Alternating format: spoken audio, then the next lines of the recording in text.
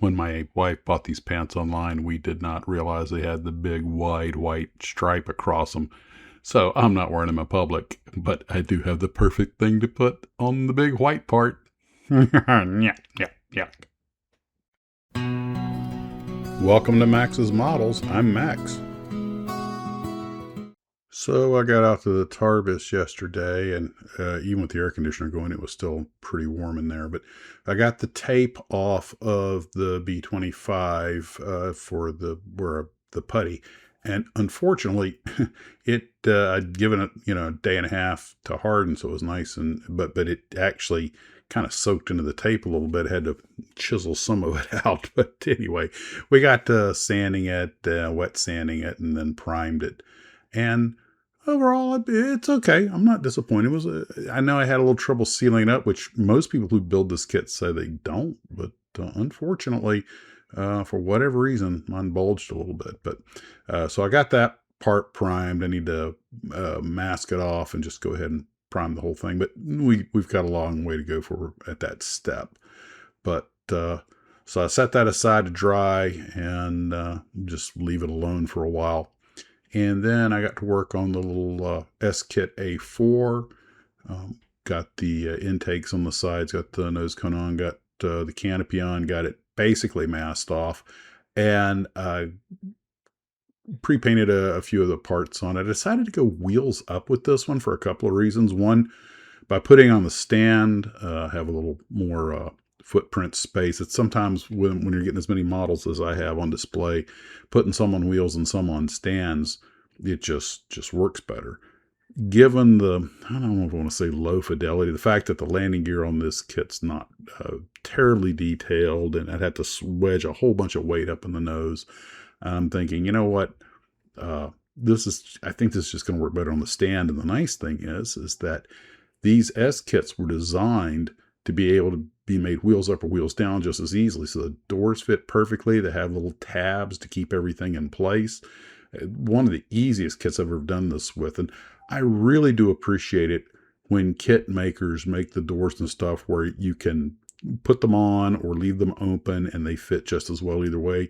Or they give you a separate landing gear for when the gears are folded up, and then separate doors and things. And I've seen them do that too. I really think that's a real value added thing, and I really appreciate it. I got a little bit of pre-priming done on it, and decided it would be a good time to go ahead and set that aside and just let it harden and not be in a rush here. So the next thing was to go over to the Seamaster, and it took a good pound of putty to clear up those gaps. Unfortunately, there was a little mishap in there while the primer was drying, so I wound up having to let it harden, sand it down, and redo it again. Made a little bit more of a mess out of that than I expected. It's kind of awkward to get into some of those spots. But we got it all in there, got it sealed up, and got it fully primed. And again, set that aside to dry. And I have learned that this kit is of the prototype, which was all dark blue. So that's the paint scheme I'm going to go with. The later blue and white ones were for the later versions of the airplane. And it was apparently never actually light gray over white as seen in the box art. That was apparently just what they thought it would look like in service. Apparently the reason for the change was this is when the Navy went from dark blue aircraft to multi-toned aircraft. By the way, this airplane I don't believe had ejection seats, which is why they lost the first crew. So the Navy made them install them, so when they had that runaway elevator with the second crew, they were able to eject. I believe that was the first 4-person ejection from a jet. I could be wrong on that. It also has a smaller windshield, which I might add did not fit where the flip. So I'm puttying that in and painting it over. Then I'll just shoot the whole thing in dark blue. And when I'm done, I'll mask it off and shoot black or gray windows. There's nothing inside to see anyway. Just so hot in the Tarbis that I really just couldn't get my mojo going out there. So I set that all aside. And then I came back in, and I'm going to look at that Eduard 148 scale F4 Phantom that comes in an enormous box and is extremely detailed. And I don't think Honey could be more disinterested in this if she tried.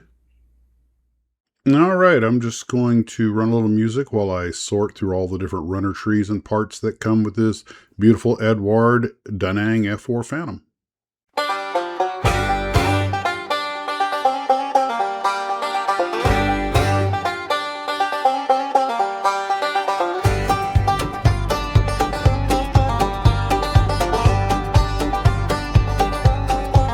Box on the shelf, faded paint, $5. Little warbird, rusted truck, instructions yellow, tiny parts in a bag. One wrong breath, all the sprues start to sag.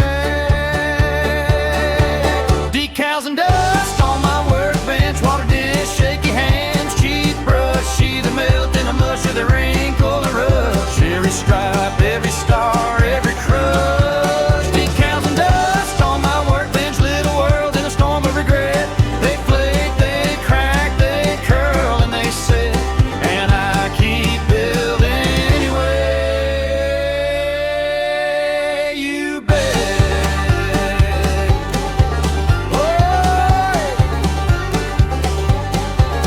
slide the logo from the back and so slow, watch it buckle like an old man's coat. Wingtip number turns to paper skin, folded corners